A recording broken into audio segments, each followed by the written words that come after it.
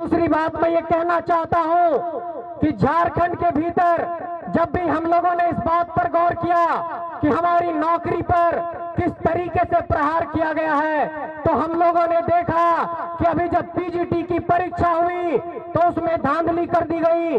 हम लोगों ने देखा कि झारखंड में जेटेट की परीक्षा नहीं हुई। हम लोगों ने देखा कि जेपीएससी की परीक्षा में देरी हुई। हम लोगों ने देखा कि सीजीएल की परीक्षा में देरी हुई। मैं इन पहलुओं को इसलिए गिना रहा हूं कि आपके नौकरी को भी 20 लाख 25 लाख रुपए में 2.5 सालों में तमाम जेबी केसेस के कार्यकर्ताओं का नींद गायब है। वो सोते नहीं है, रात भर जगते हैं। तमाम क्रांतिकारी साथी लगातार अलग अलग जगहों पर जाकर के झारखंड में क्रांति की ज्वाला को जला रहे हैं।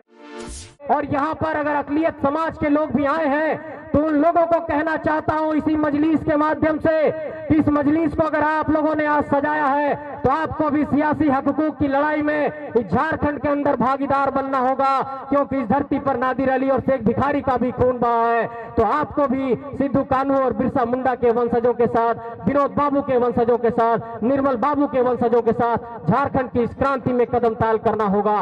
तो आइए हम सब मिलकर झारखंड की क्रांति को एक नया आयाम देते हैं। चाहे वो नौकरी की बात हो, चाहे वो नेतृत्व की बात हो, चाहे वो पुनर्वास की बात हो, चाहे आपके मुआवजे की बात हो, हर पहलू पर आप ठगे गए हैं। और आपको इस बात की मैं गिनती गिना देना चाहता हूं कि सामने देखिए बड़का गांव है, वहां पर अडानी आया, एनटीपीसी आया, तमाम लोग विस्थापित हुए और आज वहां पर लगातार सड़क की दुर्घटनाएं होती है। कटकम दाग में बानादाग का कोल साइडिंग है, कटकम सांडी में कोल साइडिंग है।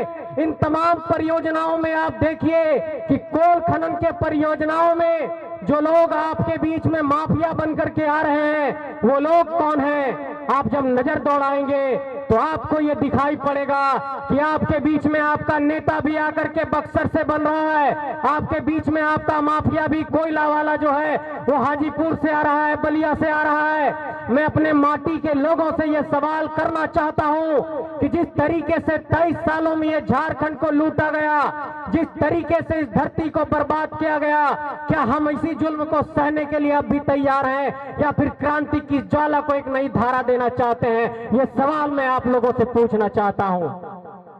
दूसरी बात मैं ये कहना चाहता हूं कि झारखंड के भीतर जब भी हम लोगों ने इस बात पर गौर किया कि हमारी नौकरी पर किस तरीके से प्रहार किया गया है, तो हम लोगों ने देखा कि अभी जब पीजीटी की परीक्षा हुई तो उसमें धांधली कर दी गई। हम लोगों ने देखा कि झारखंड में जेटेट की परीक्षा नहीं हुई। हम लोगों ने देखा कि जेपीएससी की परीक्षा में देरी हुई। हम लोगों ने देखा कि सीजीएल की परीक्षा में देरी हुई। मैं इन पहलुओं को इसलिए गिना रहा हूं कि आपके नौकरी को भी 20 लाख 25 लाख रुपए में दूसरे राज्यों के लोग सेटिंग गेटिंग से खरीद रहे हैं। आपके बीच आपका नेता है नहीं। आपके जमीन जो है सो कोयला परियोजना में चले गए, आपके जमीन एयरपोर्ट में चले गए।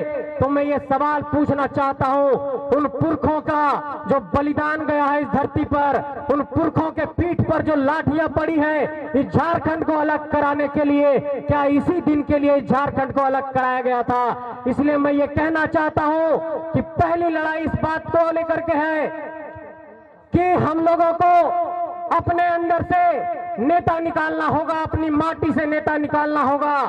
और आज देखिए कि एक बहुत बड़े शख्सियत जिन्हें आज भारत रत्न मिल रहा है, जननायक कर्पूरी ठाकुर जी की जयंती है। वो सामाजिक न्याय के पुरोधा थे। उन्होंने कहा था कि सबको अवसर की समानता मिलनी चाहिए, सबको एक बराबर हक और अधिकार मिलना चाहिए। क्या झारखंडियों के साथ ऐसा हो रहा है? हमारी जमीन ली जाती है, हमें मुआवजा नहीं दिया जाता है। हमारे लोग जब आते हैं नेतृत्व करने के लिए तो उनका मखौल उड़ाया जाता है या फिर उन्हें केस मुकदमे की राजनीति से हाशिए पर धकेल दिया जाता है। इसलिए हजारीबाग की धरती से आज यह ऐलान करना चाहता हूं कि झारखंड के नौजवानों ने ये जो नई क्रांति की ज्वाला जलाई है, इस क्रांति की ज्वाला को आप लोगों को गांव-गांव तक लेकर के जाना होगा और घर-घर तक लेकर के जाना होगा। और तमाम मंचों से मैंने ये जाकर के ऐलान किया और इस मंच से भी एक बात का ऐलान कर रहा हूं। और मैंने एक बात कहा था बार बार कि एक ही संदेश बार बार दूंगा और वही संदेश फिर से दोहरा रहा हूं कि आपके बीच नजर दौड़ाइए कि हजारीबाग के संसद बक्सर से आकर के बने हैं, पलामू के सांसद बक्सर से आकर के बने हैं, रांची के सांसद राजस्थान से आकर के बने हैं, धनबाद के सांसद बलिया से आकर के बने हैं, गोड्डा के सांसद भागलपुर से आकर के बने हैं और यहाँ पर पलामू के सांसद भी बक्सर से आकर के बने हैं। मैं ये सवाल पूछना चाहता हूँ कि क्या झारखंड की माटी बांझ हो गई है कि अपना नेता नहीं निकाल सकता है? आपको अपना नेता निकालना होगा अपनी धरती से, ये मैं कहना चाहता हूँ मेरे साथियों। और लोग ये सवाल करते हैं कि कहां से नेतृत्वकर्ता निकालोगे? हम लोगों ने उन लोगों को बार बार जवाब दिया कि इसी धरती पर अकलूराम महतो पैदा हुए, इसी धरती पर निर्मल महतो पैदा हुए, इसी धरती पर सिद्धू कान्हू पैदा हुए, इसी धरती पर नीलांबर पीतांबर पैदा हुए, इसी धरती पर शेख भिखारी पैदा हुए, इसी धरती पर नादिर अली पैदा हुए, इसी धरती पर जयमंगल पांडे पैदा हुए। तो इसी धरती पर 81 सांसद और 81 विधायक और 14 सांसद भी निकलेगा, इस बात का आपको भरोसा दिलाना चाहता हूं। और ये बात साफ तौर पर आप लोगों को कह देना चाहता हूं कि हम लोगों को जिस तरीके से इस झारखंड के भीतर एक हिकारत की दृष्टि से देखा गया कि ये नौजवान लड़के क्या कर लेंगे, लेकिन जब तोपचाची की गलियों से निकल करके पूरे झारखंड में जब स्कॉर्पियो की छत पर एक माटी का सपूत दहाड़ने लगा और जब झारखंड की गलियों गलियों में ये क्रांति की आवाज गई तो लोगों ने कहा कि नहीं, इनकी बात में तो दम है, इनकी बात जायज है, ये बात तो सही कह रहे हैं। और उसके बाद आज देखिए कि 2.5 सालों में तमाम जेबी केसेस के कार्यकर्ताओं का नींद गायब है, वो सोते नहीं है, रात भर जगते हैं। तमाम क्रांतिकारी साथी लगातार अलग अलग जगहों पर जाकर के झारखंड में क्रांति की ज्वाला को जला रहे हैं।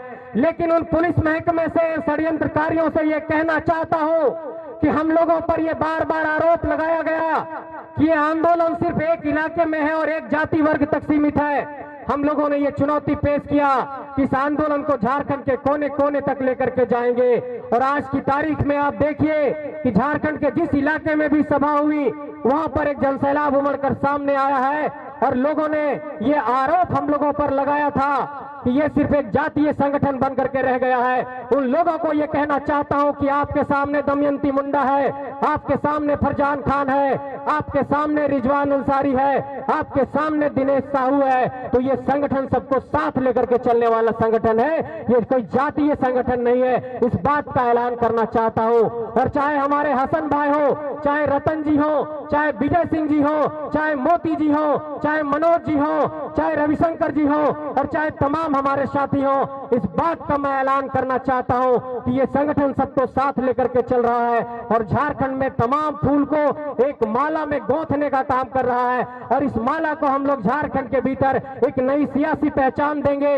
और यहाँ पर अगर अकलियत समाज के लोग भी आए हैं तो उन लोगों को कहना चाहता हूं इसी मजलिस के माध्यम से कि इस मजलिस को अगर आप लोगों ने आज सजाया है तो आपको भी सियासी हकूक की लड़ाई में इस झारखंड के अंदर भागीदार बनना होगा, क्योंकि इस धरती पर नादिर अली और शेख भिखारी का भी खून बहा है। तो आपको भी सिद्धू कान्हू और बिरसा मुंडा के वंशजों के साथ, विनोद बाबू के वंशजों के साथ, निर्मल बाबू के वंशजों के साथ झारखंड की इस क्रांति में कदम ताल करना होगा।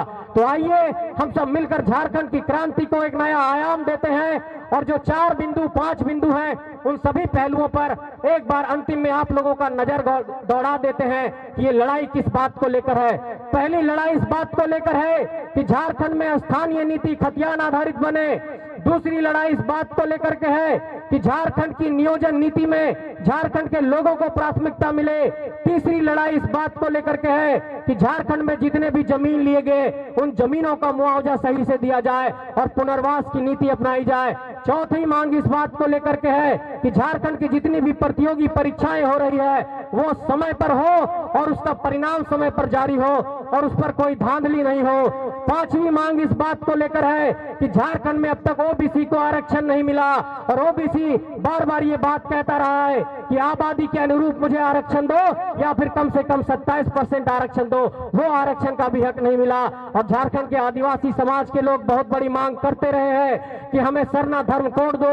आज तक आदिवासियों को भी सरना धर्म कोड नहीं मिल पाया। तो ये कहना चाहता हूं कि सरना धर्म कोड की मांग के साथ भी हम लोग आदिवासियों की इस भावना के साथ हैं। और अभी कुछ दिनों पहले ITI के विद्यार्थी मिले थे, वो कह रहे थे कि असिस्टेंट लोको पायलट में सिर्फ 6000 वैकेंसी निकाली गई है, तो सेंट्रल गवर्नमेंट से भी ये कहना चाहता हूं कि ऐसे अभ्यर्थियों के लिए भी कम से कम 50,000 की वैकेंसी लाइए, तब तो ये लोग लोको पायलट बन पाएंगे।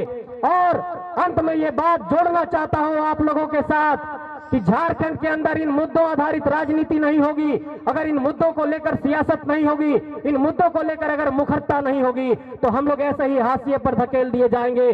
और अंत में ये बात जोड़ देना चाहता हूं कि इन सभी लड़ाई को मुकम्मल करने के लिए जो सबसे जरूरी चीज है वो चीज है कि अपनी माटी से अपना नेता पैदा करो, बोरो प्लेयर ला करके किसी को मत जिताओ।